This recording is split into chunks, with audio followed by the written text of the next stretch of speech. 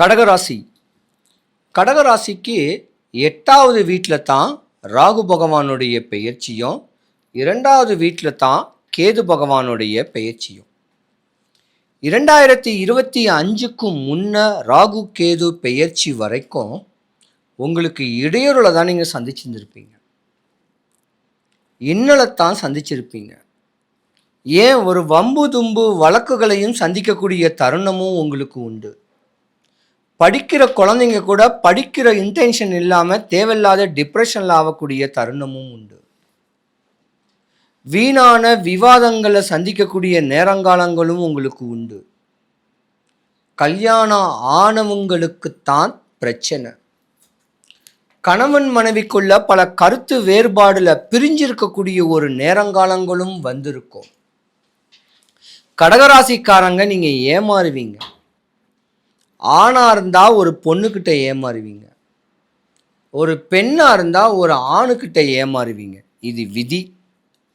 ஏன்னா உங்களுக்கு அஷ்டமத்துல சனி பகவான் உங்க வாழ்க்கையவே புரட்டி போட்டிருக்கும். கடன் வாங்கினாலும் அதை அடைக்க முடியாத ஒரு சூழ்நிலை. கடன் வாங்கி கடன் அடைச்சிக்கிட்டு இருக்கக்கூடிய தருணதாக்கு தரும் உயர்ந்த நிலைமைக்கெல்லாம் வர முடியாது.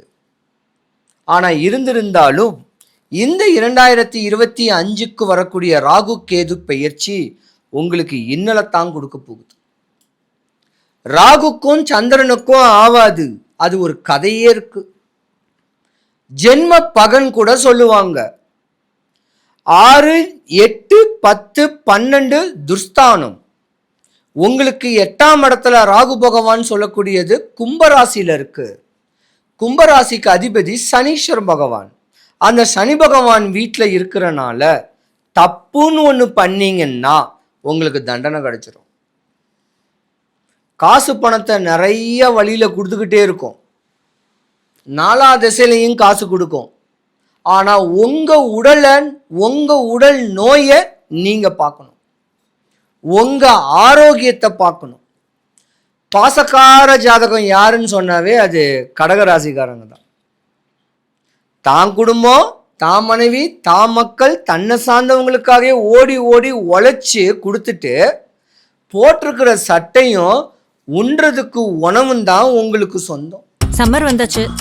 What's your plan for this holiday? எங்க கிட்ட விட்டுருங்க, நாங்க பாத்துக்கிறோம். GT Holidays. GT Holidays, South India's #1